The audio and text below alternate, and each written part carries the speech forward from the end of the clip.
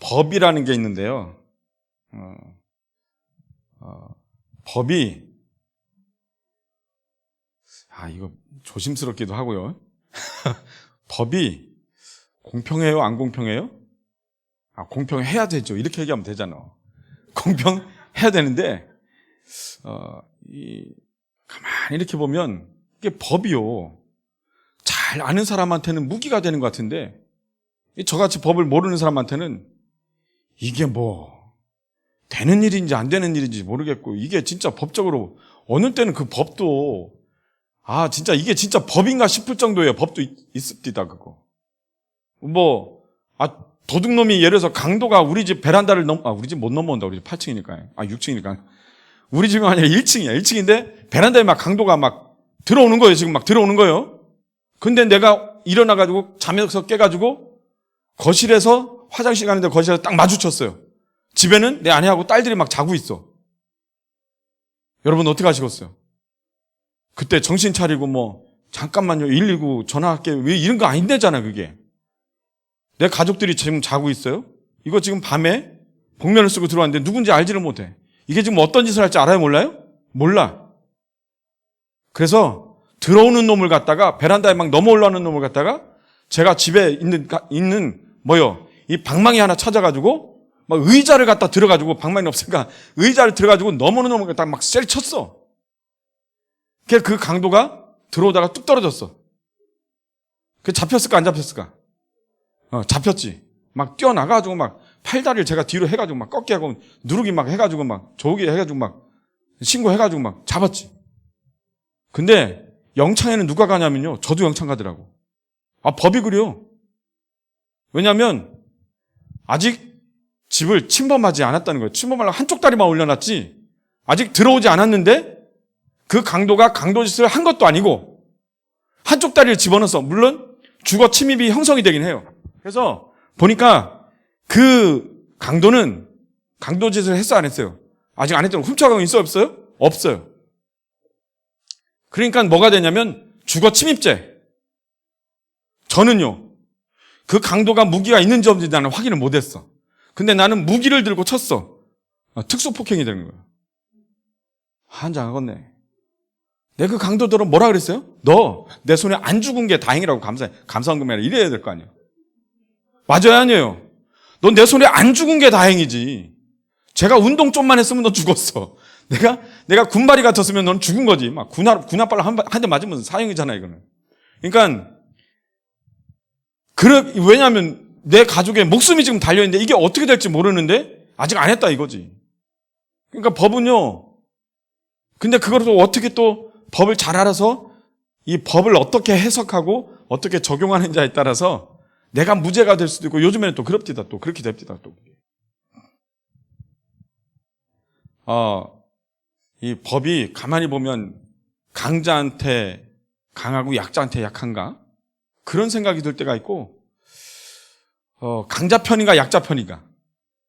여러분 법이 우리 현실적으로 보면 강자 편이겠어요? 약자 편이겠어요? 약자도요 편들어줄 변호사를 살려면 돈이 있어야 되는 거예요. 근데 나는 동네 변호사를 샀고 상대방은 막 우리나라의 기라성 같은 변호사 막 3명씩 붙였어. 나는 동네 변호사 한 명 이렇게 겨우 돈 끌어모아서 했어요. 그러면 내가 잘했어도 잘못한 게 되고 내가 맞는데도 틀린 게 되고 막 이랬더라니까요. 이런 일들이 봐요. 횡단보도 앞에 차를 세우고 있었어. 뒤에서 앰뷸런스가 빵빵거려 막. 그래 피해준다고 내가 횡단보도로 쓱 이렇게 들어가면서 피했어. 나 딱지 날라와요? 안 날라와요? 딱지 날라와요. 너 상황 필요 없다 이거요. 그 횡단보도 거기 들어온 거 그거는 사실 아니냐 이거지. 사실 맞는데 뒤에서 앰뷸런스가 있었다는 게 뒤에. 그럼 법은 뭐래? 그건 모르겠고 네가 일단 들어왔잖아. 이게 딱지 날라오는 거지. 딱지 날라오는 거. 물론 이제 그걸 설명하려면 딱지 나누는 거 설명하려면 자초지종 설명서 앰뷸런스가 거기에 있었다는 증거도 있어야 되고 다행히 카메라가 있으면 좋은데 카메라가 없는데 그냥 누가 고발해서 어쨌든 그게 걸렸어. 그러면 뒤에 앰뷸런스가 있었다는 사실 그리고 내가 그걸 피해서 했다는 걸 내가 증명해야 되는 거예요. 다른 사람이 증명해 주는 게 아니라 내가 증명해야 되는 거예요. 어려운 일이죠. 그걸 내가 어떻게 증명을 해요? 요즘에 자동차 보면 뭐 급발진 뭐 이거 있잖아요. 급발진이라는 사실을 그게 당신이 실수한 게 아니고 뭐 차를 정비 못해서 그런 게 아니고 그 차가 오류가 있어서 급발진이라는 사실을 증명을 해내라는 거예요. 누가 증명해야 돼요? 그 회사에서 증명하는 게 아니고 이 개인 운전자가 증명해야 돼요. 이거 알아야 증명을 하지. 그 사람들은요. 자동차 공학 박사고 수십 년 동안 자동차만 연구한 사람 세고 셌어요. 그러니까 내가 잘못해서 조작을 잘못해서 그랬다는 거 얼마든지 설명할 수 있는 거가 거기 있어요. 그러니까 개인이 이 차가 컴퓨터 회로가 프로그램이 잘못되고 뭐가 회로가 오류가 되고 뭐 센서가 잘못돼서 급발진이 돼서 그렇다는 걸 증명해내야 되는데 증명해낼 방법이 별로 없다는 거죠. 왜냐면 차는 이미 막 산산조각 났고 불이 났든가 뭐 불이 났어도 누가 일부러 불 낸 게 아니고 차 자체적으로 불이 났다는 걸 증명해내라는 거지. 그래야 손해배상을 해준다는 거예요. 여러분, 법이 약자 편이어야 돼요? 강자 편이어야 돼요? 여러분 지금 제가 유도신문하는 거예요. 걸리신 거예요. 법은 약자 편이 돼서도 안 되는 거예요. 법은 약자 편이 돼서도 안 되고 강자 편이 돼서도 안 되고 잘못된 걸 잘못된 것이라 공정하게 얘기할 수 있어야 되고 잘된 것을 잘된 것이라 공정하게 얘기할 수 있어야 그게 되는 것이지. 약자 그래서 편 들어주는 거예요? 그것도 잘못된 법이에요. 여러분, 우리가 때로는 억울하고 때로는 약자 같아서 그런데 법은요 공정해야 되는 거예요. 누구 편 들어서 되는 일이 아니에요. 물론 현실적으로 그게 쉽지 않은 건 압니다. 그러나 저는 원리를 얘기하는 거예요. 법이 공정해야 되는데 공정하면서도 반드시 있어야 되는 게 뭐냐면요. 법이 처음에 왜 생겼는가를 생각해 봐야 돼. 그러니까 법을 가지고 아까 그랬잖아요. 네가 거기서 피하려고 하는 좋은 마음이 있었는지 없었는지 모르겠고 네가 횡단보도 들어왔으니까 무조건 이렇게 되면 공평하긴 한 것 같지만 뭔가 잘못된 것 같잖아요. 도둑놈이 들어왔는데 들어오는 건 모르겠고 그 사람은 들어오려고 발만 얹었고 그냥 나가려고 했을 수도 있는데 네가 무기를 가지고 때렸으니까 그 사람이 다쳤으니까 넌 특수폭행이 되는 거죠. 이게 강자편에서 서야 되고 약자편에서 서야 되는 게 아니라 법은요 언제 진짜 법이 될 수 있는가 하면 법정신이 제대로 살아있을 때 법은 법 역할을 할 수 있습니다. 그 법을 왜 만들어놨는가? 그냥 단속하기 위해서 스티커 끊기 위해서 벌하기 위해서 무조건 이걸 위해서만 법이 만들어졌는가? 아니고요. 오히려 뭐예요? 뭐가 맞고 뭐가 틀리는지를 구별해내기 위해서 법정신은 거기에서부터 있어야 되는 거예요. 그런데 온전하게 참이 약자 편에 서는 법이 있는데 그게 하나님의 법이에요. 하나님의 법은 죄인 편에서 하나님이 우리를 도우시고 이끌어 가시는 법인 줄로 믿습니다. 오늘 제가 이 성경에서 말씀하시는 중요한 핵심 중에 핵심이라고 우리가 본문 봐도 금방 알듯이 구원에 관한 핵심 중에 핵심. 여러분, 이 구원에 관한 가장 잘 정리된 명료하고 분명하게 정리된 성경 구절을 우리가 예시를 들어 놓으라고 하면 로마서 8장 28절부터 30절까지의 말씀에 구원에 관한 원리, 하나님이 어떻게 사람을 구원하시고 어떻게 구원의 역사를 이끌어 가시는지를 가장 명료하고 간단하게 설명해 놓은 게 오늘 이 본문이에요. 그런데 여러분, 이 말씀 앞에 여러분의 판단과 여러분의 기준이 순종되시기를 주의 이름으로 축복합니다. 여러분이 이걸 마음속에 그래도 내 생각이, 내 원리, 잘 들으세요. 내가 생각하는 윤리적인 원리, 내가 생각하는 도덕적인 원리, 사회에서 정의롭다고, 사회에서 공정하다고 얘기하는 원리를 여기에다 집어넣으려고 하면 모순이 돼요. 그게 이단이 돼요. 하나님은 하나님이 하시는 일을 여기다 그냥 기록해 놨거든요. 근데 여기에다가 자꾸 윤리적인 원리를 집어넣지 마시라니까. 이 말씀으로 구원에 관한 원리는요, 완전하세요. 완전하셔. 아멘. 이게 왜 이런가 하면요, 오늘 로마서를 쓴 이유를 우리가 알아야 돼요. 그러니까 글만 볼 게 아니라 법도 보세요. 법 조항만 볼 게 아니라 뭘 봐야 된다고요? 법 정신을 봐야 된다 했잖아요. 그래야 그 법을 제대로 적용할 수 있는 거예요. 무슨 말씀인지 아세요? 이게 무조건 죽이려고 하는 거냐? 무조건 벌금 물리려고 하는 게 아니고, 이게 그 상황이 만약에 법정신이 그 상황이 사람을 살리는 게 맞으면 그 뒤에 앰뷸런스가 있었던 게 그 상황이 더 맞는 거 아니에요. 우선돼야 되는 게 있을 거 아니에요. 그런데 성경 구절도요, 성경 구절을 기록되었고, 성경 로마서가 기록되었고, 로마서가 기록된 그 정신, 그 이유, 사도 바울의 마음, 아니 더 정확하게는 성령 하나님께서 사도 바울을 통해서 말씀하시고자 하신 그 마음을 먼저 알아야 이 원리를 우리 마음속에 그대로 받을 수 있다는 거예요. 깨달으시기를 주의 이름으로 축복합니다. 로마서는 상당히 길게 써져 있는 편지예요.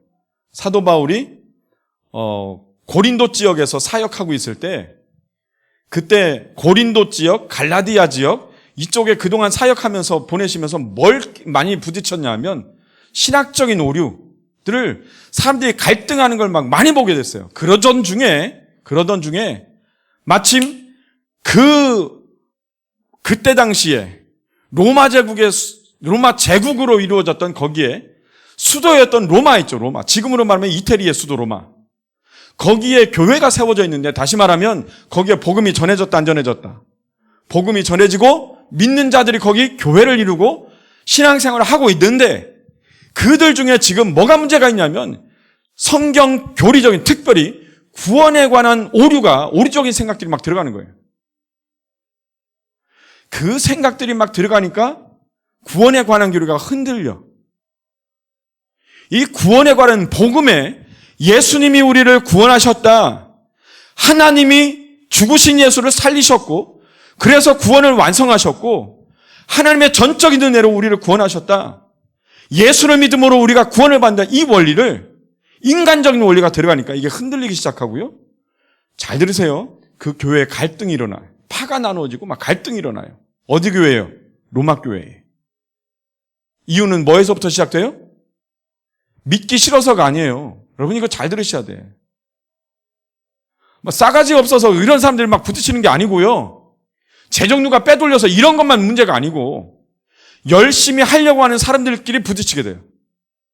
너무 열심인데 방향이 틀린 거예요. 그 안에 어떤 부류가 생기냐면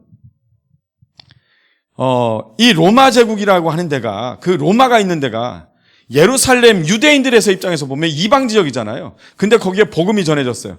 거기에 살고 있던 유대인들도 복음으로 돌아온 자, 개종한 자가 있고, 기독교로 개종한 사람들이 있고, 이방 사람들인데도 예수 복음 믿고 돌아와서 기독교인이 된 성도가 된 사람들이 거기에 있어요. 같이 무리를 이뤄서 교회를 이루고 사는데, 신앙생활을 하는데 막 서로 열심히 막 정말 헌신적으로 해나가는 거죠.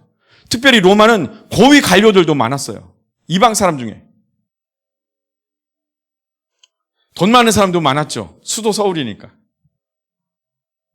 사람이 많아지고 물질이 많아지고 권력이 생기니 거기에 갈등이 생기더라는 거예요. 그런데 그게 교회의 원리상 구원에 관한 교리가 든든하게 서 있으면 거기에다 순복이 될 텐데, 인간적인 원리, 윤리적인 원리가 들어가기 시작하니까 이 교리가 흔들려요.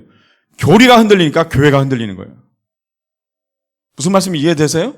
여러분 우리 잘 들으셔야 돼요. 그 엄청난 지식인이 많고 또 사도 바울이 정말 애지중지 애통하는 마음으로 복음을 전해서 거기에 교회를 이루게 된, 우리가 얘기하는 진짜 초대교회 시대 아니에요. 순수하고 열정이 있는. 그랬는데 그 교회가 교리적으로 흔들리니까, 특별히 구원의 교리가 흔들리니까 교회 안에 분파가 생기고 갈등이 생기고 서로 손가락질하고요, 이간질이 생기는 일이 막 생기는 거예요. 이간질이, 갈등이, 분열이 그냥 생기는 게 아니에요. 복음에 관한 교리가 흔들리면 거기에 반드시 갈등과 분열이 있어지게 돼요.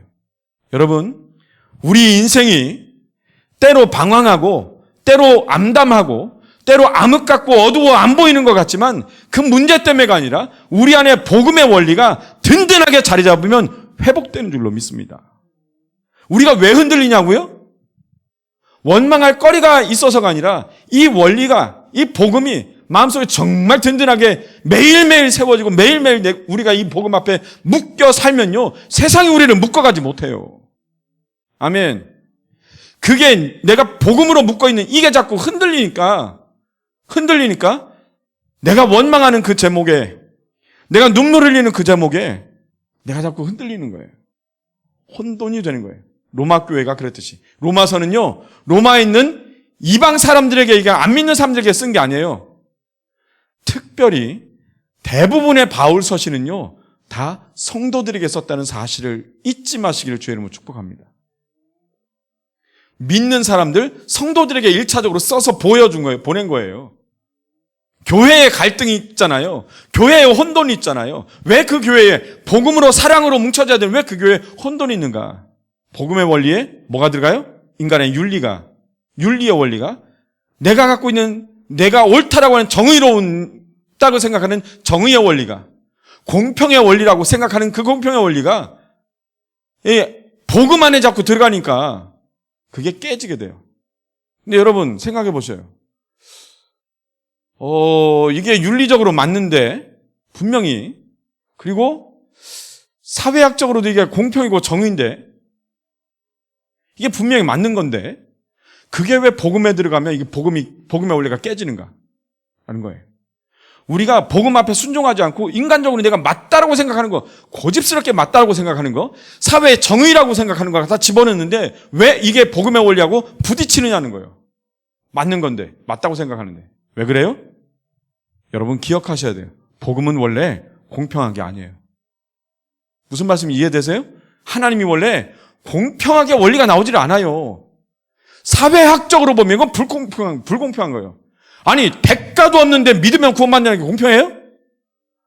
죄인이 예수 믿으면, 아니, 나의 대가를 지불한 게 없는데, 하나님이 주신 거라는데, 내가 값어치를, 내가 인정받을 만한, 내가 받을 만한 자격이 없고, 내가 받을 만한 뭔가 행위를 한 것도 없는데, 하나님이 주신 거예요. 그게 은혜라고 하는 거예요. 그걸 하나님이 나에게 주신 거예요. 하나님은 그걸 공평하다고 말씀하세요. 깨달으시길 주의 이름으로 축복합니다. 하나님은 우리에게 주실 때 자격 있어 줬냐고 우리가 물어보면 자격 있어 준 게 아니에요. 성경은 어느 부분에서도 적어도 구원에 관한 한, 우리가 뭔 구원에 관해서 뭔가를 할 수 있다는 걸 여지를 허락하지 않습니다. 만약에 조금이라도 내가 공평이라고 생각하는, 정의롭다고 생각하는, 내가 옳다고 생각하는 것이 내가 구원을 받는데 1%라도 주님이 필요하다고 요구하신다면 주님의 보혈이 완전해요? 안 완전해요? 완전하지 않은 거예요. 그러니 주님의 법은 세상 원리에서 보면 불공평한 거예요. 여러분 보셔요.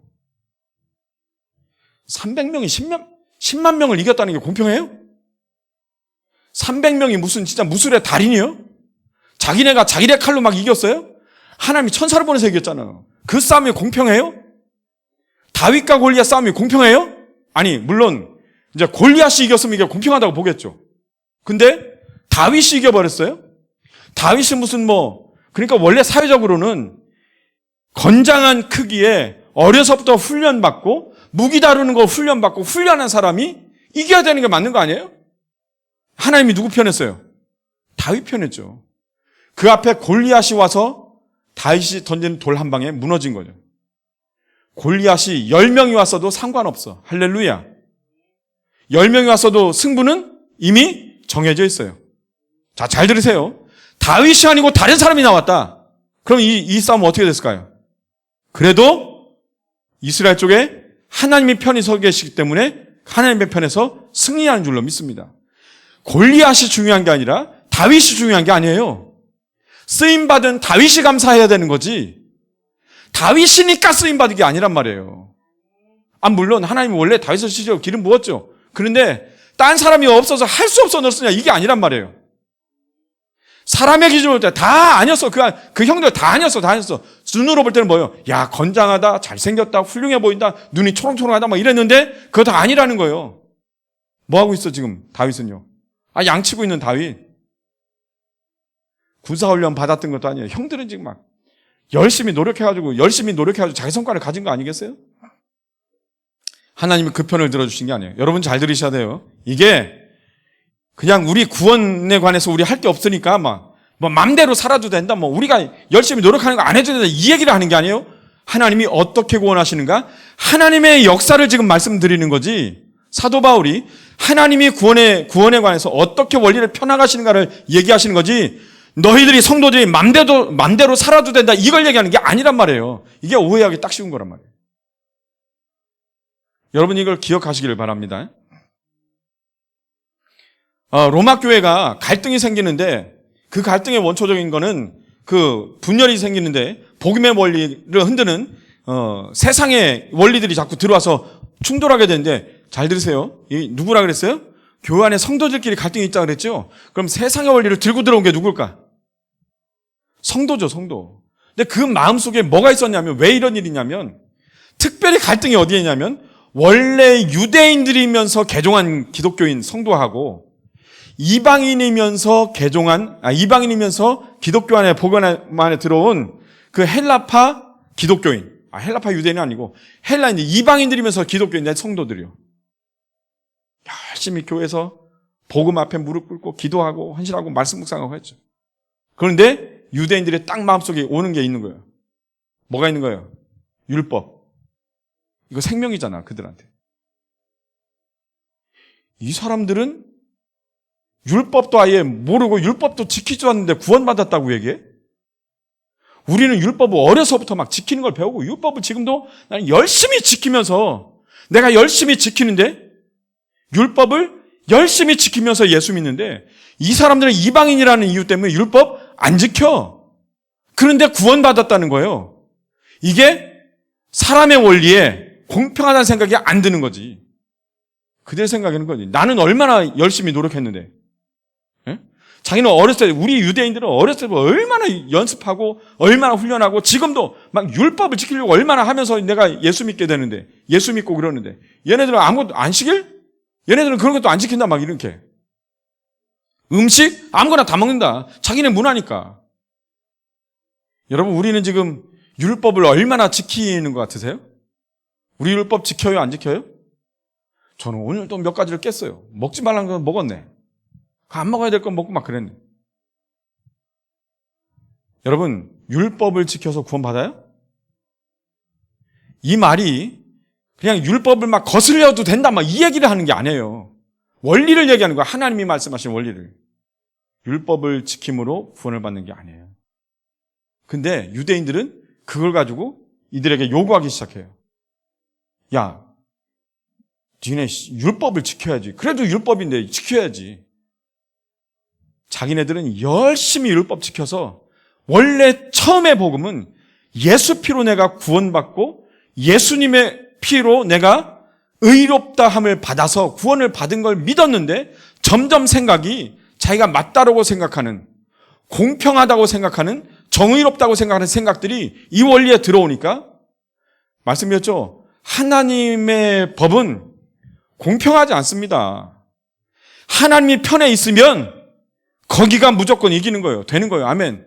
옳은 일이 맞아요? 틀린 일이 맞아요? 아니에요. 하나님이 서 있으면 그걸 바꿔주셔. 할렐루야. 아멘. 여러분 내가 막 열심히 기도해가지고 하나를 선택했어. 그러면 기도해서 옳은 걸 선택할 수 있도록 지혜도 주시지만 때로는 내가 급하고 내가 모자라고 내가 부족해서 틀린 걸 옳지 않은 걸 선택할 수도 있어요, 없어요? 모자란 거, 오류된 거, 착각되는 거, 내 욕심으로 선택할 때도 있어, 없어요? 있어요. 그런데 하나님이 그걸 바꿔주셔. 아멘. 그런데 나중에 하나님이 은혜를 주셔서 그 옛날에 내가 잘못했던 걸 바꿔주셔서 하나님이 옳게 만들어 놓으신 걸 가지고 내가 그때 선택한 게 옳았다 이렇게 얘기하면 잘못된 거예요, 그거는. 왜요? 하나님의 은혜를 가로채는 거잖아요, 그거는. 네가 부족했지만, 네가 잘못된 걸 선택했지만, 네가 나가서 이길 수 없는 싸움에 네가 들이나섰지만 하나님이 그 편에 서시면 그게 이기는 거예요. 아멘. 300명씩이나 있으니까 이겼다? 이거 아니에요. 30명 남았어도 이기는 거예요. 숫자 어차피 중요하지 않아요. 그 본문에 기드온에게 하나님이 뽑아가실 때, 사람들을 뽑게 하실 때 하나님이 원래 말씀하셨던 예를 들어서 그걸 뽑게 하시는 원리가 법이라고 하면 하나님이 원래 그 법을 주셨던 법 정신이 뭐냐는 거예요. 하나님이 그걸 기록해놨어요. 숫자가 너무 많다. 줄여라. 근데 줄이는데 네가 거기서 사람을 뽑는데 용감한 사람 뽑아라 이렇게 얘기하신 게 아니란 말이에요. 사람을 줄이는 이유를 하나님이 거기다 기록해 놓으셨어. 뭐라고 기록해 놨냐면 너희가 숫자가 많으면 너희 손으로 너희를 구원하였다 할까 함이로다. 그러니까 줄여라. 이게 줄이는 것도요. 말도 안 되게 줄어들어요. 말도 안 되게. 몇 명까지 줄어요? 300명까지 줄어요. 말도 안 되게 줄어요. 그런데 하나님이 직접 싸우셔요. 아멘. 3명이 남았어도 이기는 거예요. 아멘. 다윗이 뭘로 이겼어요? 돌멩이로 이겼죠. 돌멩이로. 그러면 사울 입장에서는 그때 사울이 누구였었어? 여기 청년 사울이 아니고 그 다윗의 장인어른 사울, 이스라엘의 초대 왕 사울. 왕이 처음에 뭐 입혀줬잖아요. 뭐 입혀줬어요? 자기가 입던 군복도. 야, 군복 갖고 와. 야, 이거 입어야 돼. 얘가 지금 제정신이 아니야, 얘가. 야, 싸우러 가려면 이것 정도는 있어야지. 무슨 소리 하는 거야, 이놈아. 아닙니다. 저는 제가 돌멩이를 가지고 왔으면, 야, 교만한 소리 하지 마. 그게 아니고 이게 있어야 되는 거야. 야, 생각해봐. 이게 있어야 그나마 네가 싸우러 가서 이기지. 칼을 들고 가. 무기라도 있어야지, 이놈아. 교만한 소리 하지 마. 그거 갖고 이길 수 있는 게 아니야. 네가 세상을 몰라서 그래. 얼마든 얘기할 수 있는 게 있었어요. 우리는 그냥 딱 보니까 성경을 보니까 너무 많이 들어서 다윗이 돌멩이를 들고 나갔으니까 이겼자는데 돌멩이 없으면요. 돌멩이 없었으면 뭐 갖고 싸웠을까요? 그래, 우리는 또 그래. 돌멩이가 있었으니까 이겼지. 돌멩이 몇 개 들고 갔어요? 5개 들고 갔어요, 5개. 근데 한 방에 끝나버렸어요. 공평한 싸움이에요? 아니요. 이스라엘 민족이 이방인하고 싸울 때는요, 하나님이 이스라엘 편을 들어주시는데, 잘 들으세요. 하나님 앞에 매달리면 하나님이 붙잡아 주셔요. 하나님 앞에 안 매달리면요, 하나님이 붙잡아 놓으시는데 붙잡으시는 방법을 달리하셔. 할렐루야. 우리가 하나님을 기억하고 찬송하고 하나님 은혜를 주시고 진짜 주님의 큰 일들을 감당할 수 있도록 막 이끌어 가셔. 근데 내가 잊고 있을 때 주님이 놓으시는가? 주님이 그때도 붙잡고 계시는데 붙잡고 계시다는 표현을 방법을 달리하셔요. 여러분, 이걸 내가 하나님 앞에 하나님 앞에 내가 맨날 넘어지고 하나님 잊고 있으면 하나님이 나를 내팽개 쳤느냐? 이거 그렇지 않습니다.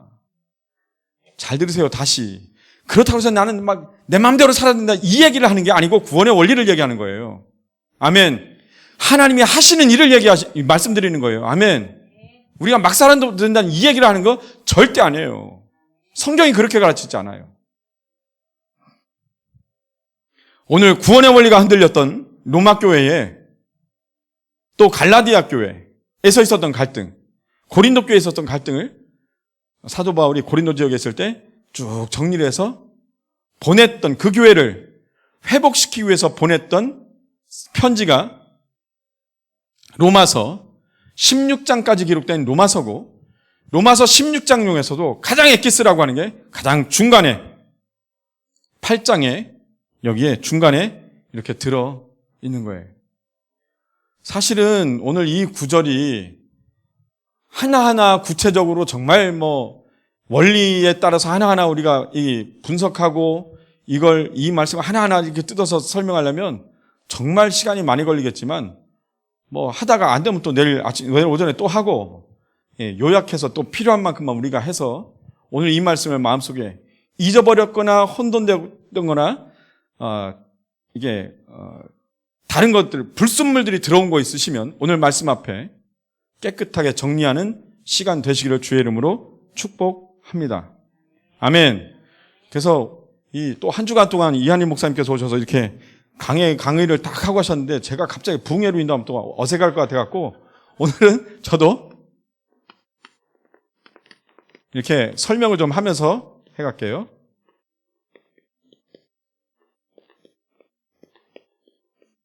자, 한번 따라합니다. 구원의 청사진. 구원의 청사진. 여기에 이제 가로 열고 이렇게 넣으면은 완벽한 청사진. 다시요. 구원의 완벽한 청사진. 아멘. 저 완벽하다는 것은 퍼펙트인데 더 이상 다른 게 필요할 수 있다 없다? 필요하지 않다. 근데 이게 왜 자꾸만 우리 교회를 자꾸 흔들게 만들어놔요? 불순물이 자꾸 들어가니까 흠집이 있는 거지. 성령께서 태우시면 불순물이 날려보내고 완벽한 구원의 청사진을, 이거는 뭐냐면 다른 게 그러니까 불순물이 들어가도 완전한 게 아니고 여기서 좀 빼도 완전한 게 아니고, 그리고 다른 게 더 필요하다고 해도 완전한 게 아니고, 그러니까 이 말씀 뭐예요?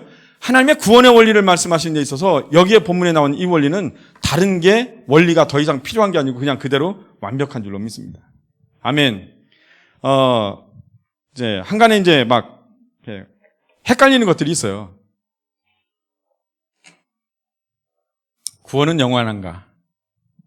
구원이 영원한가? 이 유대인들이 로마 교회에서도 자꾸 이게 갈등인 게, 야, 우리는 율법을 지키면서 우리는 구원을 누리는 거야. 심지어 뭐라고 얘기했냐면요. 사도행전에 보면 그때 당시에 있었던 사람들이, 유대인들이 뭐라고 했냐면, 야, 할례를 안 받으면 구원을 받을 수가 없어. 이렇게 얘기해버렸어요. 사도행전에 그때 당시에 막 초창기에 그것도 누가 얘기한 거예요? 믿는 사람들이, 개종한 사람들이 얘기하는 거예요. 이방인들이 와서 얘기하는 것도 아니고, 한참 열심히 하다 보니까 막 율법을 지키니까 율법 얼마나 자기네는 사랑스럽게 생명처럼 여기잖아요. 그러니까 나중에 하는 말이 뭐냐면, 야, 이방인한테도 복음을 전해도 돼? 이방인인데? 율법에는 뭐라 했어요? 그들하고 가까이 하지도 말라 해서 만지면 부정해. 그런 이방인인데 복음을 전해도 돼? 진짜 우리 복음의 형제 안에, 구원받은 형제 안에 들어와도 돼? 그들이? 짐승만도 못하게 여기던 그들이요? 들어와도 돼? 유대인이 볼 때는 그것도 불공평한 거예요. 우리는 하나님의 자녀로 선택받아서 율법을 확 지키면서 우리는 구원의 백성으로 아브라함의 자손을 이렇게 했는데, 이 사람들은 아무것도 없는데 그냥 하나님이 예수 복음 믿고 그냥 딱 들어왔단 말이에요. 구원의 반열에. 이거 자기네들 볼 때는 불공평한 거지. 하나님의 원리는 하나님의 원리로 완벽한 줄로 믿습니다. 그러니까 세상에 완벽하다고 하는 게 들어와도 세상이 볼 때는 이건 불공평한 거예요. 그러니까 십자가의 도가 세상에는 뭘로 보여요? 미련하고 어리석은 거로 보인다고. 근데 구원받은 우리에게는 능력이요. 아멘. 세상에는 그게 맞는 거예요. 근데 우리가 볼 때 세상에 있는 게 정의롭고 공평하다, 이 원리를 갖다 집어넣으면 완벽한 게 완벽하지 않게 되잖아요. 그게 들어와 버리니까. 여러분, 이 말씀 오늘 기억하시길 바랍니다. 그러면 그런 거 이제 우리 막 한간에도 이렇게 막 그런 게 혼돈되는 게 있죠. 이 원리를 갖다 자꾸 집어넣으려니까 혼돈이 되는 거예요. 구원이 영원한가? 아니요, 구원받았다 떨어질 수도 있대. 그러면 구원은 누가 해요? 구원은 우리가 하는 게 아니에요. 구원이라는 말 자체가 하나님의 특별한 섭리와 하나님의 오묘하시고 신비한 원리에서 우리에게 주시는 선물이에요. 아멘. 사람의 세상에서 누가 뭐라고 하든지 간에 하나님이 주신 구원 자체는 영원합니다. 완벽하고 영원합니다. 할렐루야. 아멘. 우리가 행위로 인해서 얻은 게 아니라는 거예요. 근데 그걸 자꾸 뭐라 그래? 야, 그래도 똑바로 우리가 살아야 되는 거 아니야, 살아야. 구원의 원리에 뭐 하나가 딱 들어가 버려요? 그러면 그 원리가 맞는 것 같죠? 교회를 분열시키게 만든다고. 행위의 원리가 물론 행위의 원리는요, 우리가 믿는 그리스도인이 믿는 걸 증명할 수 있는 좋은 방법이 돼요. 왜요? 행위가 없는 믿음은 죽은 믿음이니까. 그러나 구원받는 거에서, 구원에서, 야, 그래도 우리가 행위가 있어야, 그래도 조금이라도 이게 있어야, 우리가 공부가 있어야 구원을 받는 거지라고 얘기하는 순간 완벽한 게 깨지게 되고, 얘기했죠? 그런 순간 뭐가 돼요? 교회가 분열되고 꺾이게 되고 갈등하게 되는 거예요. 우리 인생이요, 주님이 주신 온전한 복음 안에 자꾸 세상 것 집어넣으면 인생에 갈등이 생기고 분열이 생긴다고, 깨진다고요, 그게. 다시 복음이 온전히 회복돼야 그런 갈등이 없어져요. 하나님이 살아계시다면 왜 이런 일이 있는가? 하나님이 나를 구원하신 게 맞다면, 내가 구원받은 백성이 맞다면 나는 왜 이 모양 이 꼴로 사는가? 하나님 과연 능력이 없는가? 내가 왜 그렇게 기도하는데 응답을 안 주시는가? 내가 평생을 기도하는데 왜 병을 안 고쳐주시는가? 하나님이 살아계시다면 과연 그럴 수 있는가? 사람이 생각할 때 맞다라고 생각하고 내 기준에 옳다라고 생각하고 집어넣는 순간 여기에 뭐가 생긴다고요? 갈등이 생겨요. 분열이 생기고 원망이 생기고요. 낙심이 생기는 거예요. 하나님의 법은 하나님의 편에서 볼 때 하나님이 공평하다 하시면 공평한 거예요. 아멘.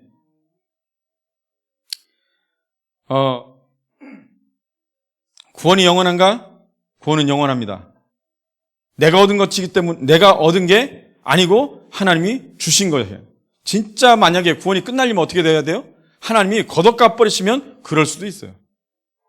그런데 오늘 말씀을 통해서 하나님이 주신 이 구원이, 이 정체가, 구원의 원리와 구원의 정체가 어떻게 우리와 약속하셨는가를 말씀을 통해 확신하고, 그 확신 앞에 여러분의 기도의 문제와 제목들과 마음의 불평과 어려움들이 다 무너지시기를 주의 이름으로 축복합니다. 이 로마서가 참 중요한데요. 이 로마서면 설명하다 시간 나가겠다. 마틴 루터가 원래는 비텐베르그 그 학교에서, 신학교에서 학생들에게 성경을 가르치고 있었어요. 마틴 루터 누구예요? 종교개혁자 마틴 루터.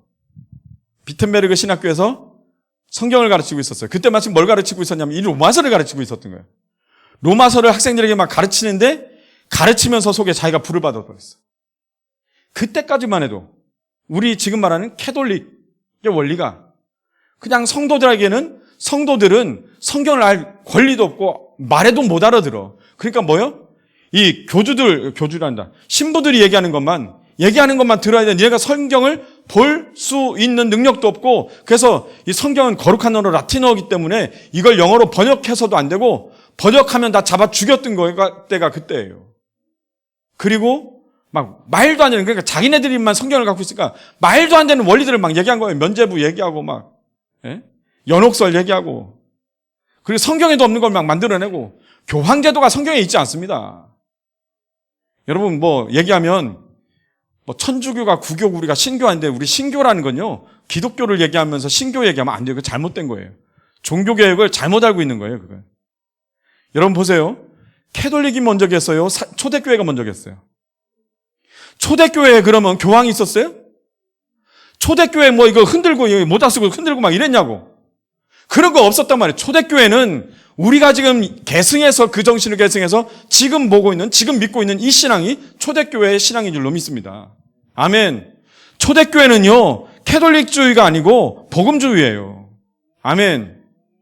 근데 왜 이 역사에 묻혔는가 하면요, 로마 캐톨릭이 이제 국교가 되기 시작하면서 있잖아요. 권력을 갖기 시작해요. 권력을.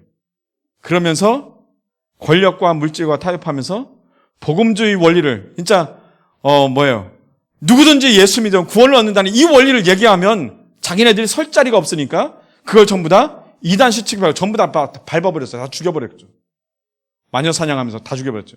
그래서 그 정신을 맥은 이어 왔는데 겉으로 드러나는 건 로만 캐톨릭이고, 그래서 천주교가 먼저 있었다 이런 생각을 하는 거예요. 그건 일반 사회 역사에서 얘기하는 거예요. 기독교 역사는 그렇게 말하지 않습니다. 그렇게 깔아뭉개는 중에도, 캐톨릭 정신이 깔아뭉개는 중에도 하나님이 복음의 정신들을 계속해서 이어왔어요. 쯔빙글리, 마틴 루터 이런 사람들 통해서요, 쭉 이어왔어요. 그래서 그분들이 뭐 했어요? 번역을 하는 걸 시작했어요. 번역을. 그러면서 이게 막 번역해서 막 하다 보니까 마음에 로마서를 읽는데 불이 떨어지는 거예요. 그래가지고 자기도 이제 캐톨릭 신학을 배웠는데 자기가 배우는 거하고 충돌되는, 이게 캐톨릭에서 설명해야 되는, 뭔가 이걸 설명해야 되는, 성경은 분명하게 누구든지 예수 믿으면 구원을 받는다 얘기했는데 왜 누구든지가 아니냐.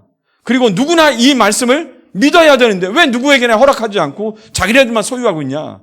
이 하나의 원리를 캐톨릭에서 설명해라 하는 걸 몇 개를 적었어요? 95개. 그래서 95개조 반박문이라고 하는 걸 비텐베르그 성당에 붙여버렸죠. 문에다 붙여버렸죠. 그게 불씨가 돼서 종교개혁이라는 게 일어나요. 사실은 마틴 루터가 나중에 고백을 해요. 나도 일이 이렇게 커질 줄은 몰랐다. 종교개혁을 하려고 한 게 아니고 자기는 지금 양심상 자기가 배워온 거하고 자기가 성경을 본 거하고 이건 너무 다르다. 그러니까 설명해달라고 요청서를, 질의서를 보냈는데 이게 마침 뭐에 또 날개가 달았냐면 인쇄술이 발달하게 돼요. 그 당시에. 옛날 같으면 막 손으로 써가지고 복사해서 베꼈을 거 아니에요. 그게 아니고 인쇄술이 발달이 딱 시작하니까 이게요 막 전국적으로 막 판을 치듯이 막 날개 돋친 새 막 퍼지기 시작한 거예요. 사람들이 생각하는 거지. 이거 진짜 이런가? 라고 하는 사람도 있었고, 이런 놈은 때려잡아 죽여야 돼. 그 사람들 그래서 뭐라 하냐면 자꾸 이 복음을 번역하려고 하는 사람들과 성경을 번역하려고 하는 사람들 가지고 독버섯이라고 하는 별명을 붙였는데 그게 롤라드라고 하는 이름이에요. 독버섯. 왜냐하면 밟아도 자꾸 생긴다고 독버섯이라고 얘기한 거예요.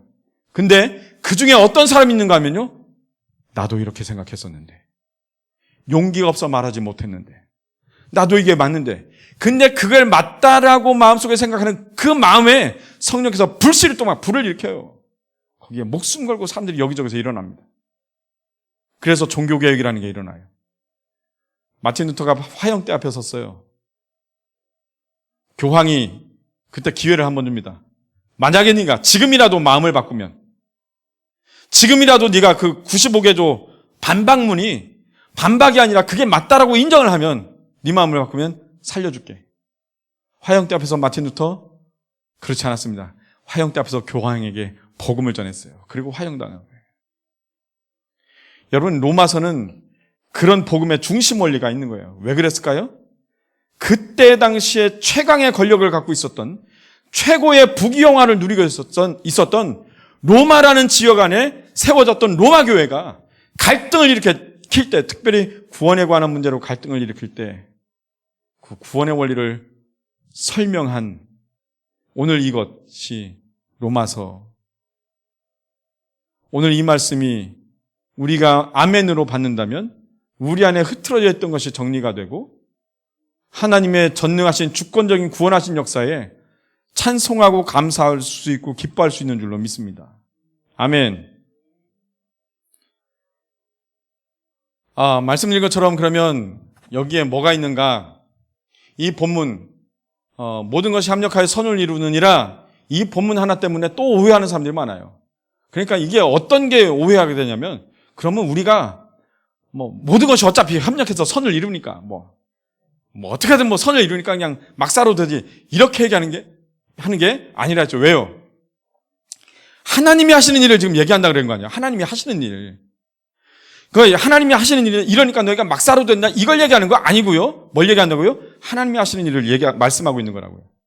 그래서 오늘 여기에 원리를 초반부터 구원의 시작부터 구원의 진행 과정까지 우리 원리를 한번 정리해 보도록 하겠습니다. 먼저 구원받는 우리 인간의 상태가 어떤가? 라는 거예요. 구원을 받는 우리 인간의 상태가 어떤가? 두 가지가 나와요. 두 가지가. 어디에 나와요? 한번 읽어봅니다. 26절 한번 봉독하면 26절 시작.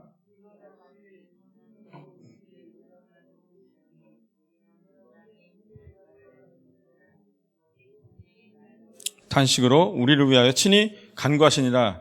인간의 상태가 어떠냐면요, 연약해. 연약하고 몰라라고 쓸게요. 이게 다른 말로 하면 연약은 무능해요. 위크니스예요. 능력이 없어요. 그리고 모르는 건 뭐예요? 무지요. 내가 뭐가 필요한지를 스스로 깨달아 알지를 못해요. 주여 나는 죄인입니다. 용서해 주시고, 용서가 필요한 거 우리가 아는 것 같잖아요. 그거를 알게 되는데 먼저 역사하신 게 있다는 거예요. 성경의 원리를 믿으셔야 돼요, 여러분. 우리가 지금 안 돼요, 모른대요? 뭘 모른다는 거예요? 우리가 구할 바를 뭘 구할지를 몰라요. 그래서 이걸 알게 하시는 분이 있어. 누가 우리를 이걸 알게 하세요?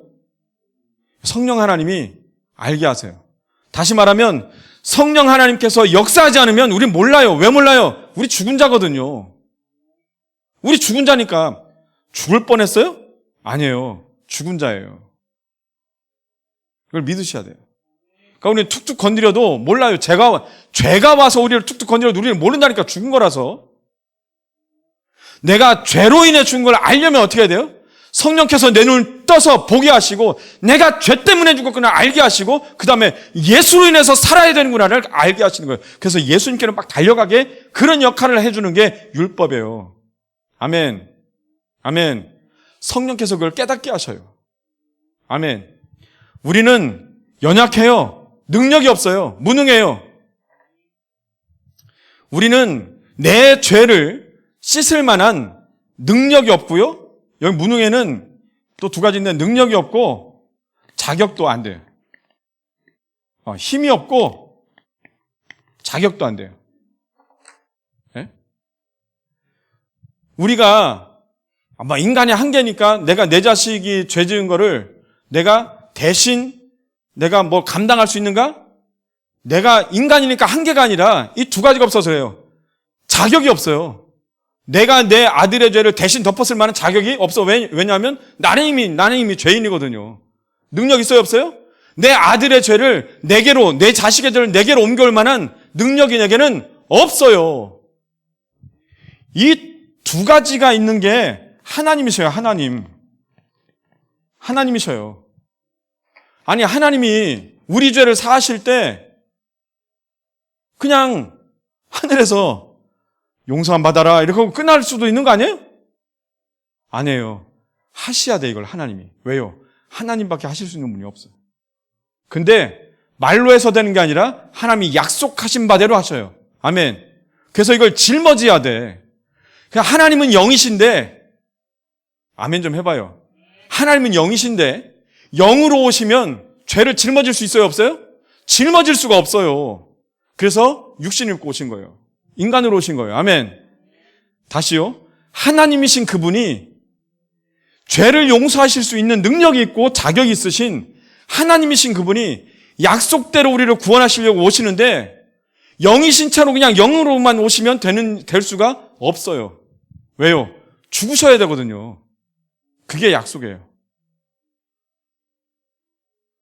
하나님께로 자녀의 죄인의 죄를 옮겨올 수 있는 능력 하나님께 있고 그걸 지을 수 있는, 그러니까 짊어질 수 있는 자격이 하나님께 있어요. 그래서 그 하나님이 오신 거예요. 우리는 그래서 성자 하나님이라고 합니다. 아멘. 삼위일체 하나님은 성부 하나님, 성자 하나님, 성령 하나님이에요.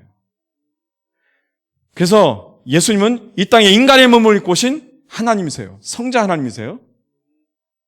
왜요? 이 두 가지가 있거든요. 하나님이 하셔야 돼요. 하실 수 있고 하나님이 하실 수 있는 자격이 있고 능력이 있어요. 짊어질 수 있어요. 짊어진 걸로 끝나는 게 아니라 언약대로 어떻게 하셔야 돼요? 죽으셔야 되는 거예요. 완전하게 죽으셔야 돼요. 그 방법대로 하시기 위해서 이걸 하신 거예요. 근데 우리는 있어요, 없어요? 없어요. 그 두 가지로 오늘 여기 26절에서 표현하는 건 뭐예요? 너희는 힘이 없어. 너희는 연약해. 너희는 뭘 구해야 되는지도 몰라. 주여 나를 구원하여 주옵소서, 용서하여. 우리가 왜 회개할 때 회개기도 막 나오잖아요. 회개해야 구원받는 거죠. 그래서 우리가 열심히 회개했으니까 회개한 공덕이 있어서 구원받는 것 같잖아요. 아니에요. 회개하려면 먼저 뭐가 있어야 돼요? 내가 죄 있는 걸 알아야 회개를 하죠. 근데 내가 죄 있는 걸 어떻게 알았을까? 우리는 뭐예요? 성령께서 우리에게 역사하여 주셔야 알아요. 어떻게 해요? 여기 보니까 성령도 우리 연약함을, 무능한 우리 연약함을 어떻게, 여기는 무능한 연약함을 도우시고 여기는 어떻게 해요? 간구하셔요. 간구. 아멘. 성령 하나님은 무능한 우리를 도우시고 무지한 우리를 위해서 간구하세요. 우리가 뭘 알 수 없으나 성령께서 우리 뭐예요? 탄식하심으로 우리가 기도할 바를 알게 하시고 거기에서 옆에서 우리에게 뭐예요? 간구하게 하시느니라. 이게 우리의 상태는 어떻다? 우리 상태는 연약하고 무능하고 무지하다는 게 우리 상태예요. 구원받기 전에 우리 상태 무능하고 무지하다. 무능에 대해서는 도우시고 무지에 대해서는 친히 간구하신다. 아멘. 그러면 이런 우리가 능력도 없고 지식도 없는 이런 우리가 성령께서 도우셔서 우리가 어떤 존재가 돼요? 어떤 존재가 돼요? 여기에서. 이거는 그냥 딱 정확하게 말씀드릴까요? 지금 이거는 누가 말씀하신 거냐면 오카는 목사님께서 로마서 강해를 얘기하실 때 이걸 얘기하셨어요. 다른 사람이 얘기한 건 제가 거의 못 봤어요. 성령께서, 잘 들으세요, 우리 인간, 연약하고 그러니까 무능하고 무지한 우리 인간을 성령께서 도우시고 성령께서 간구하셔서 우리를 변화시켜 주는데 어떤 인간으로 변화시켜 주는가 하면요, 이거 우리 아멘 하셔야 되는데 하나님을 사랑하는 자로 변화시켜 주시는 줄 믿습니다. 아멘. 우리가 스스로 하나님을 사랑할 수 있는 게 아니라는 거예요. 처음부터 우리가 생명이 있어야 우리가 처음부터 막 생명 있고 살아나야 하나님을 사랑할 수 있는 거 아니에요. 성령께서 우리 죽은 자 같은 능력이 없고 무지한 우리를 도우시고 간구해 주셔서 우리를 변화시켜 주시는데 어떤 존재로 변화시켜요? 하나님을 사랑하는 자로 하나님이 변화시켜 주셔요. 우리 근본부터 변화되는 거예요. 아멘. 원래 우리는 사랑할 수 있는 능력도 없고 자격도 없어요. 근데 성령께서 도우시면 결과가 어떻게 돼요? 하나님을 사랑하는 자. 이걸 다른 말로 표현하면 뭐라 그래요? 곧 그 뜻대로 부르심을 입은 자라고 성경이 여기서 신분을 변화시켜버려요. 아멘. 우리는 이렇게 변화됩니다.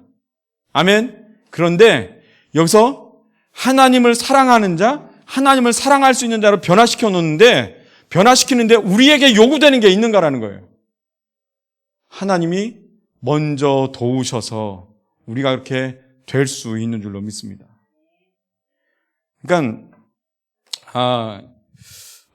이게 뭐냐면 뭐라 그러지?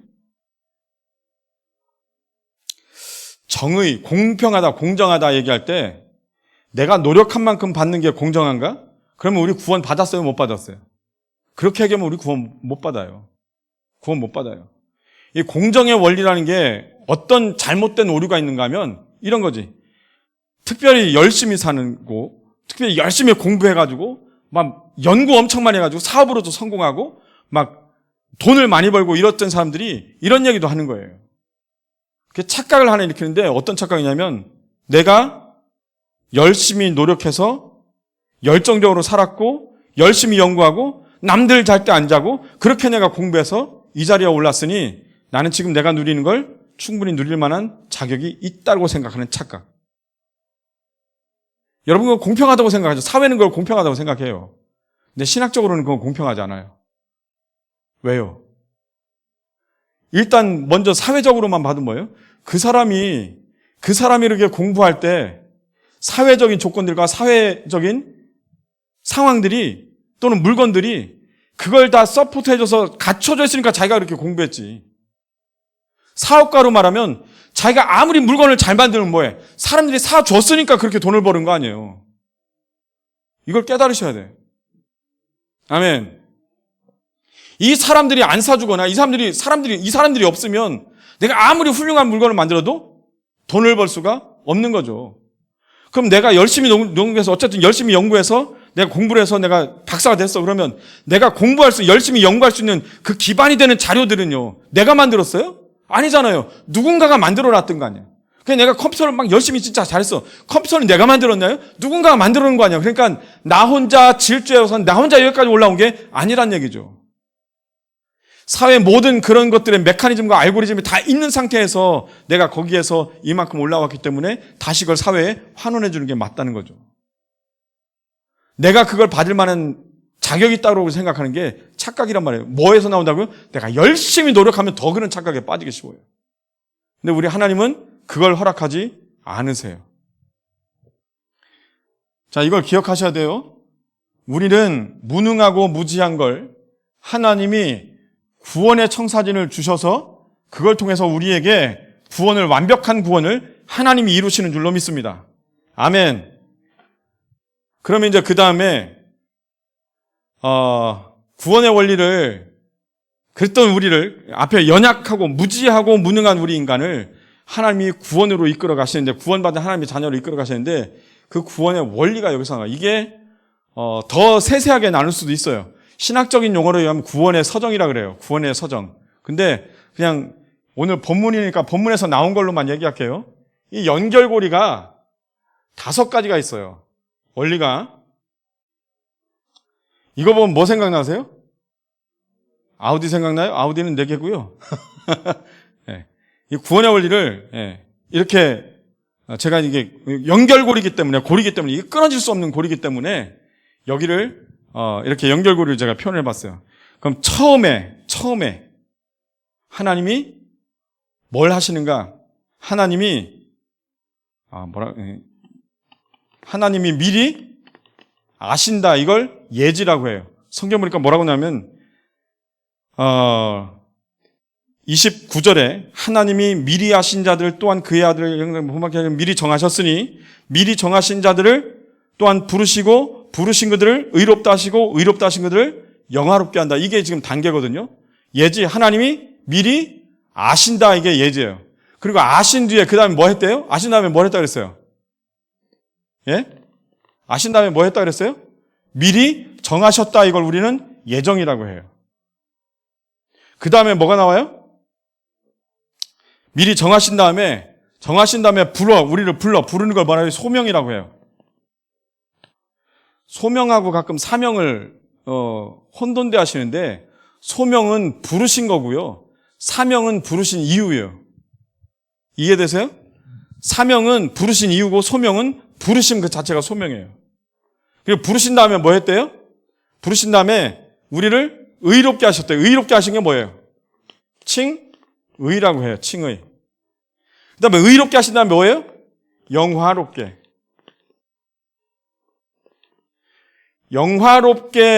네, 여기서 보면, 단계적으로 보면, 여기까지는 진행이 됐어. 우리 믿는 사람들은. 구원받은 사람들, 여기까지는 이미 진행이 됐어요. 하나님이 아시고, 우리를 아시되, 언제부터 하셨어요? 성경에 보니까 창세전부터. 그럼 창세가 언제예요? 창세기 1장 1절에 있는 태초. 천지를 창조하실 때. 근데 그 전부터 주님이 아셨다는 거예요. 아니, 내가 뭘 어떻게 할지 주님이 아셨을까? 아셨다라고 얘기해요. 그러니까 여러분 이걸 잘 들으셔야 돼요. 내가 우리가 안다고 하는 그 지식 자체를 우리가 알고 있는 그 개념으로 생각하시면 안 돼요. 자, 이 구원은요, 하나님의 독특하신 사역이고 하나님의 독단적인 사역이세요. 하나님이 하셔서 하나님이 지키시고 하나님이 이끌어 가셔요. 아멘. 하나님이 우리를 구원하시겠다고 우리하고 상의하신 게 아니에요. 우리가 나를 구원해 주시는데 내가 찬성해서 계약을, 언약을 맺은 게 아니란 말이에요. 그리고 실제로 언약의 도장도 우리 도장이 있어요, 없어요? 우리 도장이 없어요. 우리 피는 없단 말이에요. 하나님, 성자 하나님이 오셔서 그 보혈을 온전히 다 쏟으셔가지고 이루어 놓으신 거지, 우리 도장이요? 안 찍혔다니까. 왜 그래요? 아브라함 때부터 그랬어요. 그 도장 자체가 언약식을 할 때 아브라함이 자기 하셨어요. 아브라함이 게을러서 피곤해서 능력 없어서 잔 게 아니고 하나님이 성경 보니까 잠을 재우셨어, 하나님이. 그리고 그 쪼갠 짐승 사이로 하나님이 불꽃 형상으로 오셔서 거기를 혼자 지나가셨어. 왜요? 원래 지나갈 때 그게 원리 같거든. 누구든지 여기를 지나가면서, 이 쪼갠 고기 사이를 지나가면서 누구든지 언약을 어기면 여기 쪼갠 짐승처럼 될 것이다. 이걸 얘기하는 게 그게 언약식이에요. 근데 아브라함 자고 있었다고. 예? 아브라함 재워놓으셨다고. 아브라함이 어떤 사람은 아브라함이 게을러서 잤다는, 게을러서 잔 게 아니에요. 그거 수동태거든요. 자기가 잔 게 아니고 잠이 오신 거예요. 잠을 주신 거야. 그리고 하나님이 자게 하신 거예요. 그게 어떤 순간인데 아브라함이 자겠어요. 근데 하나님이 지나가시면서 혼자 지나가셨어요. 그리고 얘기하신 거지. 누구든지 이 언약을 어기면 여기 있는 쪼갠 짐승같이 되리라. 근데 누구든지가 혼자요. 그 약속을 그때 지나가셨던 하나님이 인간의 몸을 입고 오셔서 그 약속에 희생되시는 어린 양으로 십자가에 혼자 십자가에 혼자 올라가셔서 유월절 어린 양이 되시고 그 언약을 완전히 이루어 버리셨는 줄로 믿습니다. 아멘. 거기에 우리 피 한 방울에도 보탰냐고요. 그런 거 있게 하지 않으시고 주님이 그 십자가에 올라가셔서 온전하게 이루셨는 줄로 믿습니다.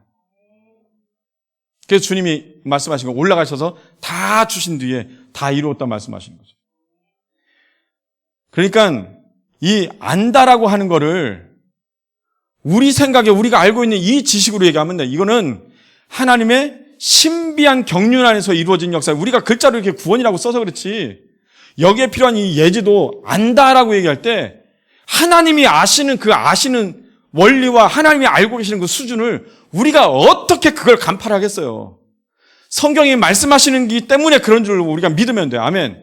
뭐요? 하나님이 아셨대. 우리가 이 땅에 조성되기 전에 어머니 뱃속에 조성되기 전에도 하나님이 아셨다는 거예요. 그냥 그 사실 그대로 믿으시길 바라요. 아멘. 왜냐하면 성경도 이걸 다른 원리로 설명하지 않기 때문에 그래요. 성경이 설명하지 않는 걸 자꾸 설명을 하면 이단되거든요. 성경이 설명하지 않고 이건 그냥 선포해버리신 거. 하나님이 아신 자들이다. 아신 자들. 아멘. 그 아신 뒤에 그들을 정하셨어. 아멘. 하나님의 자녀를 정하셨어. 이게 뭐 이스라엘 백성이냐 아니에요. 하나님의 자녀는 하나님이 아셔서 부르신 자들, 정하신 자들이에요. 아멘. 이 과정도 여기서 이쪽으로 넘어가는 과정도 우리가 뭐 아니까 계획했으니까 이렇게 페이퍼에다 적고 약속을 했지. 이런 인간의 원리처럼 이해하시면 안 되는 거예요. 이건 하나님의 이 과정은 뭐다? 하나님의 독특한 원리라. 하나님의 주권적인 행사하심이고 하나님의 신비한 역사하심이에요. 이걸 우리가 알고 있는 것처럼 지식이니 예정이니 이렇게 생각하면 안 돼. 이 예정을 잘못 이해하기 때문에 숙명론에 빠지는 거예요. 이 예지를 잘못 이해하기 때문에 무지론자가 되는 거예요. 우리가 어떻게 하나님을 알아? 우리는 알 수 없지. 그러니까 무지론자예요. 무조건 모른대. 무지론자지. 하나님을 우리가 알 수 있어요? 없어요? 알 수 있어요. 어떻게 알 수 있어요? 하나님이 우리에게 보여주시는 만큼 알 수 있어요. 아멘. 하나님이 우리에게 이렇게 보여주셔. 그게 이 말씀이에요. 하나님이 우리에게 비춰주셔. 알으라고 이게 비춰주셔. 하나님의 수없이 무궁한 하나님의 성품이 있는데 그 중에서 구원에 관한 우리에게 보여주신 거 이걸 이렇게 보여주셔. 우리는 그만큼 알아요. 얼만큼 알 수 있어요? 하나님이 보여주신 만큼 알아요. 하나님이 보여주시는 거 이걸 우리는 계시라고 합니다.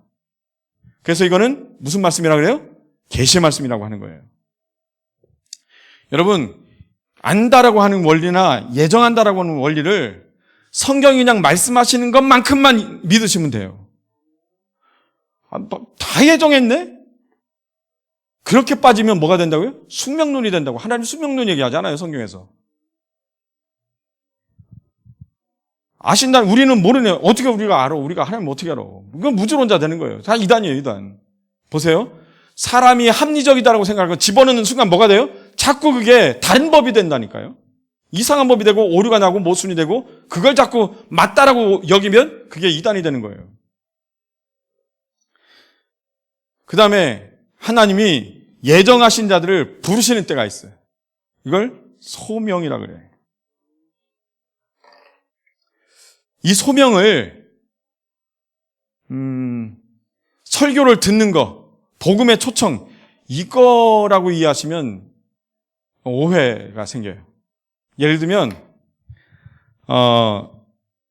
하나님 앞에 우리가 이제 결단식 같은 것도 할 때 오늘 이 시간 말씀을 들으시고 예수님을 내 인생의 구주로 내 인생의 주인으로 모시고 주님 앞에 온전히 헌신하며 하나님의 백성으로 살아가기를 원하시는 분, 복음을 영접하시는 분, 예수님을 주인으로 영접하실 분 이 시간 나오시죠. 이거 복음으로 초청이잖아요. 그리고 그 순간에 그 앞에 들었던 말씀과 그동안 내가 알고 있었던 그 모든 것이 마음속에 성령께서 역사하여 주셔서 나로 하여 그 복음 앞에 무릎 꿇게 하시고 순종케 하시고 회개하시게 하시고 죄인인 걸 깨닫게 하신단 말이에요. 내가 들었으니까 내가 깨달았으니까 일어난다 이게 아니고 들어도 깨닫는 사람이 있고 못 깨닫는 사람이 있어요 없어요? 있어요. 사도행전교회에서 초대교회에서부터 그랬어요. 복음을 전해서 들어도 거기에 예수님 앞에 나가는 사람이 있는가 하면 손가락질하는 사람이 있고 고발하는 사람이 있고요. 조롱하는 사람이 있고 끌어다 옥에 집어넣는 사람도 있어요. 복음이 전해지면 그냥 다 거기에 무릎 꿇는 게 아니란 말이에요. 어떤 사람은 그 다음에 어떤 사람 또 그 다음에 하나님이 그때 복음을 통해서 성령 하나님께서 감동하여 주셔서 부르시는 사람이 있다는 거예요. 이 부르심에는 잘 들으셔야 돼요. 이 부르심에는 사람이 거역할 수 없습니다. 아멘. 우리는 보통 그러지. 내가 거절하면 거절할 수 있을 거라고 생각하잖아요. 안 부르신 거예요. 안 부르신 거예요. 자, 보세요. 하나님이 하시는 사역이에요. 하나님만이 하시는 사역이고 하나님이 주권적으로 하시는 사역이에요. 그러니까 뭐가 문제냐면 성령께서 내가 죄인인 걸 깨닫게 하시는데 애통하지 않는 사람이 없고요. 성령께서 나를 깨닫게 하셔서 예수만이 살기다는 걸 깨닫게 하시는데 거기서 내가 죄인입니다 고백하지 않는 사람이 없다는 거예요. 그래서 이 소명을 부르심인데 이 소명을 우리 학교에서는 어떻게 유식한 말로 나중에 하세요. 유식한 말로 뭐라 하냐면 효과적인 부르심이라 그래요. 효과적인 부르심이에요. 하나님이 부르시면 그 부르심 앞에 인간은 무릎 꿇게 돼 있습니다. 아멘. 하나님이 그러니까 복음이 들려져 선포됐다 해서 다 부르신다 그게 아니란 말이에요. 성령께서 깨닫게 하는 사람. 어떤 사람이에요? 여기서부터 예지하시고 예정 안에 있고 그리고 부르시는 거. 여기를 소명 하나님이 부르신 이래요. 누가 불러요? 하나님이 불러요. 자, 여기까지 볼 때 저 뒤에도 그렇지만 여기까지 보실 때 좀 더 하고 갑시다. 근데 부르셨는데 부르셔서 하나님이 우리를 어떻게 만들어 놓으시냐면요. 칭의, 의롭다, 칭하신다 해서 칭의예요. 다시요. 내가 의로운 일을 했기 때문에 의로운 게 아니에요. 무슨 말인지 아세요? 내가 의로운 행위를 했기 때문에 의로운 게 아니에요. 하나님이 부르셔서 나를 만들어 놓으신 게 예수피 때문에 나를 불러주시고 예수피 앞에서 나를 의롭다, 네 죄가 씻겨졌다, 약속하신 바대로 하나님이 이루어 주시는 거예요. 아멘. 칭의를 누가 의롭다 얘기하신 게 누구예요? 하나님이에요. 여러분 하나님이 거짓말 해요 못해요? 예? 아이고. 하나님이 거짓말 해요 못해요? 하나님이 할 수 없는 게 있다니까? 그게 거짓말을 못 하시는 거예요. 근데 하나님이 할 수 없는 게 있는데 그게 거짓말을 못 하시는데 우리가 하나님 앞에 이제 심판대 앞에 섰을 때 요거 봐라. 이거 죄인이네. 죄인인데 우리가 이렇게 싹 덮어졌어. 이렇게 싹 덮어갖고 가면을 쓰고 갔어. 하나님이 이렇게 아시는데 딱 들어보면 아시는데 하나님이 이거 죄인인 걸 아는데 의인이라고 얘기할 수 있어요? 여러분, 우리는 이렇게 덮어져서 가는 사람이 아니에요. 우리는 우리 죄가 씻겨져서 가는 사람들이에요. 아멘. 이미 예수 보혈 때문에 우리는 씻겨 예수 보혈 때문에 의로운 사람이 주님 앞에 되어서 가는 거예요. 그러니까 거짓말 하실 수 없는 하나님이 죄인인데 성자 하나님이 예수께서 너를 구원했으니까 너 그냥 봐줄게 이렇게 해서 넘어갈 수 있는 분이 아니란 말이에요. 하나님이 그걸 하실 수가 없어요. 거짓말하지 못하시는 하나님이 우리를 보시고 거짓말을 못하셔. 그리고 선포하셔. 너 의인이네. 할렐루야. 아멘. 그리고 여기까지는 이루어졌다 했잖아요. 여기까지인데 여기 지금 영화가 들어가 있어요? 안 들어가 있어요? 요만큼 들어가 있잖아요. 영화는 지금 진행 중이다.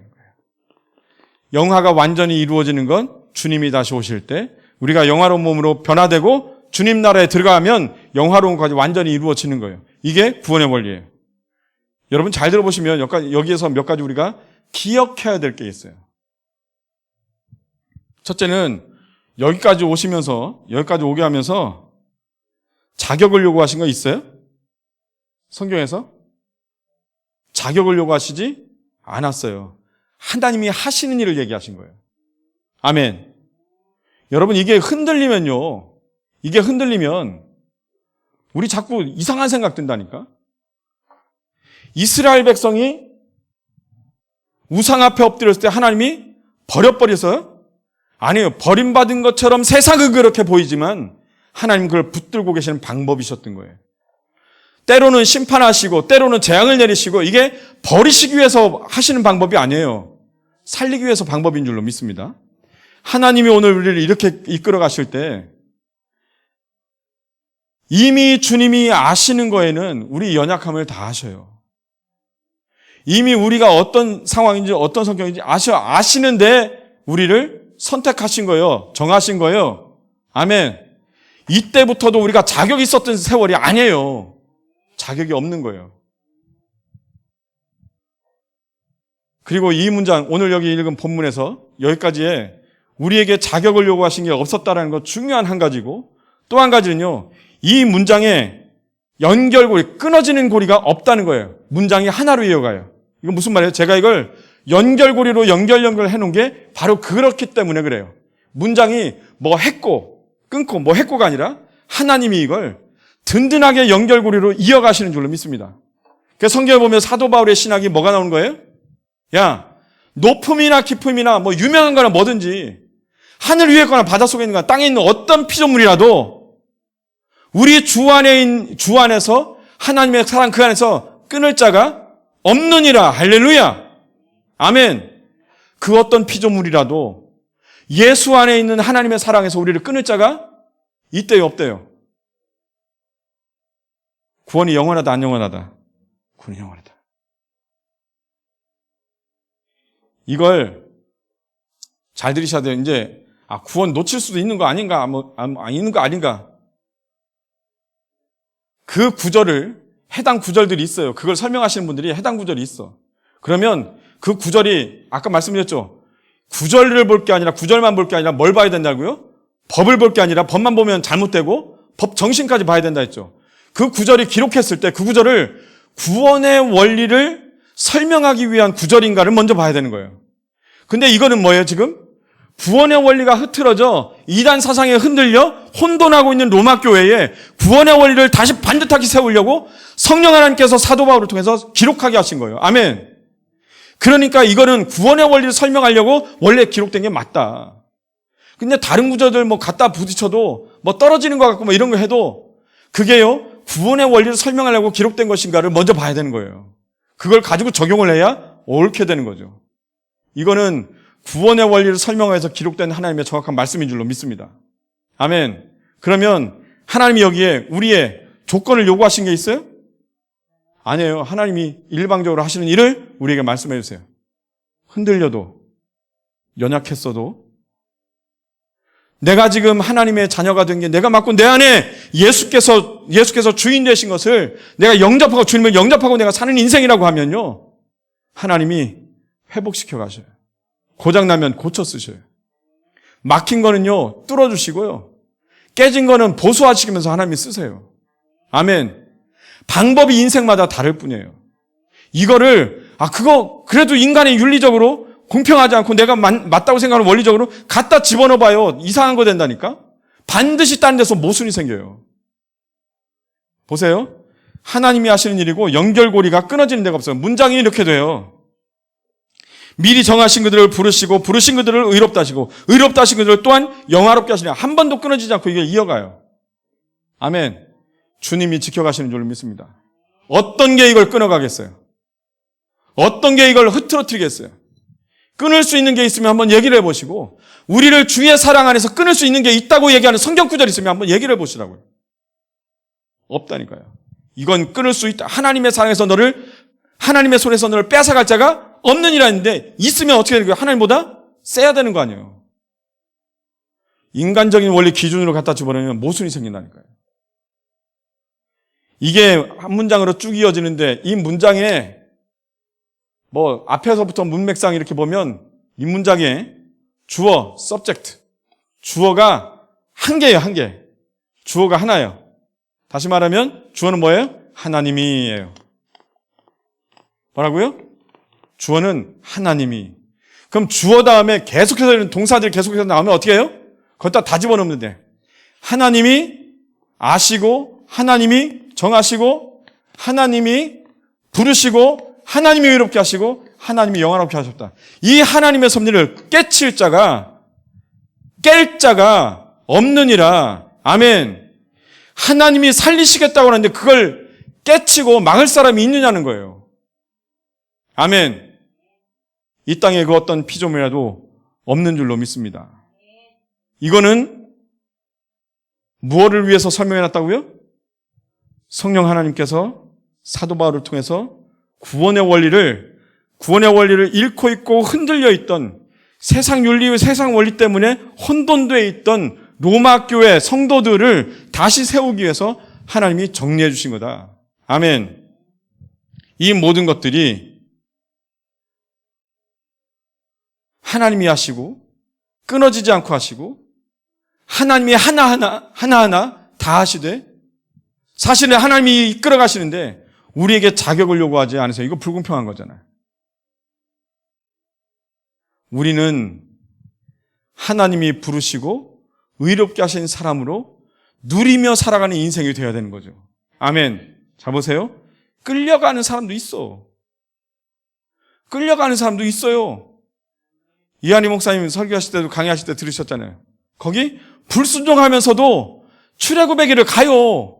하나님 인도하시는 길을 가요. 불순종하면서 가도 뭐 구름기둥 불길을 인도해 가요. 그런데 고생하지, 힘들지, 그리고 기쁨이 없죠. 여러분, 지혜로운 사람은 하나님 앞에 순종하는 줄로 믿습니다. 하나님 앞에 순종하면서 가세요. 기쁘게 순종하면서 갑시다. 때로 어렵죠. 막히죠. 하나님이 그래도 우리가 머뭇거리면 하나님이 끌어서라도 가겠죠. 근데 끌려가는 인생 되지 마시고 달려가는 인생 되시길 바라요. 아멘. 왜냐하면 하나님 우리 아버지께서 이제 말씀을 정리할게요. 이렇게 지금 해 가시는데 여기까지 해 가시는데 이 목적이 두 가지가 나와요.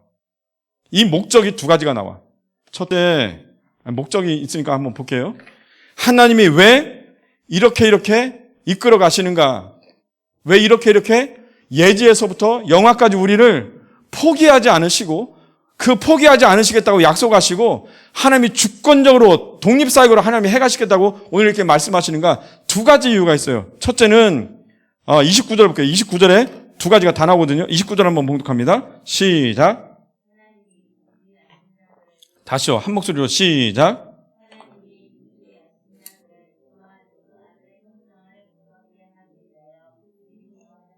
이는 그로 많은 형제 중에서 맏아들이 되게 하려 하심이니라.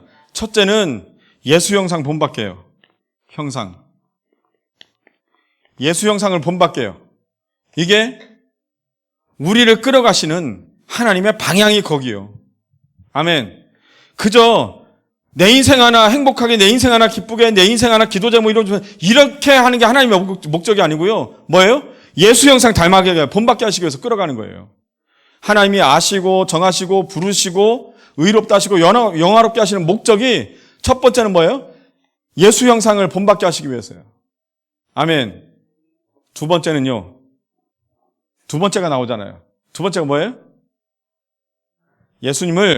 주님을 맏아들이 되게 하시려고. 맏아들. 우리를 예수 형상 닮은 사람들로 하나님이 끌어가시는 게 목적인데 또 그렇게 예수 형상 닮도록 본받도록 하시는 이유는 예수 성자 하나님을 맏아들이 되도록 하시기 위해서예요. 아멘. 다른 이유가 여기 나오지 않아요. 때로 우리가 기도하면서 보면 주여 고쳐지지 않습니다. 주여 내가 기도했던 거 응답되지 않습니다. 주여 내가 사업이, 내 질병이, 내 진로가 내 기도하는 대로 되지 않습니다. 그게 중요한 게 아니라니까요. 하나님의 목적이 뭐라 그래요? 예수 형상 닮아가는 거고요. 예수님 맏아들 되게 하신 거예요. 그게 우리를 영화롭게 하시는 이유예요. 결국은 뭘 위해서요? 예수 이름 위해서인 줄로 믿습니다. 아멘. 하나님이 그렇게 이끌어가세요. 병에 걸리신 분들이 정말 애처로운 마음으로 하나님 앞에 기도해요. 하나님이 특별히 은혜를 내려주셔서 고치실 때가 참 많거니와 고침받지 못할 때도 있어요, 없어요? 있어요. 근데 놀라운 게 있죠. 병은 안 고쳐졌는데 인생이 바뀌더라. 인생이 고쳐지더라는 거예요. 병 때문에 주님 앞에 나와 예수님을 믿게 되고 예수님 구원의 간격을 여기서 구원의 방법을 나를 부르신 그거를 내가 믿고 영접하고 구원을 받았는데 구원의 방법이 어떤 사람은 질병일 수도 있고 어떤 사람은 막힌 문일 수도 있고 어떤 사람은 잘린 끈일 수도 있어요. 그런데 그때 내가 하나님의 부르심을 깨닫고 예수 피를 영접하고 예수님을 영접하고 하나님의 자녀가 되면 그러면 내가 원하는 것을 내가 다 얻을 수 있는가? 그걸 보장하는 말씀이 아니에요. 뭘 말씀하시는 거예요? 하나님의 자녀가 되는 거. 하나님이 이걸 이끌어 가신 것을 깨닫게 하시는 게 목적이고 예수 형상 본받게 하시는 게 목적이고 그래서 예수님의 맏아들 된 걸 드러나게 하시려고 하는 게 목적이지. 여러분, 그래서 내 인생의 주님 앞에, 내 인생의 끝에서, 내 인생의 벼랑 끝에서, 내 인생의 암담한 그 자리에서 하나님 앞에 엎드렸을 때 성령께서 감동하여 주셔서 그 앞에 무릎 꿇게 하셨고 내게 감동하여 주셔서 비록 내 상황이, 내 기도 제목이 이루어지지 않았고 응답되지 않았어도 내 삶은, 내 근본적인 정체성은 바뀌었더라. 어떤 걸로 바뀐 거예요? 이전에는 부름받은 인생이 아니었는데 하나님의 뜻대로 부르심을 받은 인생으로 하나님을 사랑할 수 있는 존재로 우리는 변화되었는 줄로 믿습니다. 사랑하는 여러분, 오늘대로 우리가 안 될 수도 있고 오래 걸릴 수도 있어요. 그러나 하나님이 되게 하시는 건 무엇인가? 우리에게 주인 되시는 거예요. 아멘. 하나님이 이루어 가시는 건 무엇인가? 지금도 여전히 나를 붙들고 계시다는 거예요. 누구도 이 연결고리를 끊을 수 없다는 거고 누구도 뿐만 아니라 이상의 어떤 원리도 이 연결고리를, 하나님이 하시는 이 연결고리를 끊을 수가 없다는 거예요. 여러분, 이 말씀을 마음에 새기시고 새겨 오늘 기도의 제목들이 주님의 주권 가운데 깨어진 줄로 믿습니다. 우리가 갈등하고 어려웠던 것들이, 왜 이게 해결하는데 그 갈등하던 것들이 이 모든 것 주님이 원하시는 목적을 우리가 안다면 그 말씀 앞에 깨어지고 순종하는 우리 되시기를 주의 이름으로 축복합니다.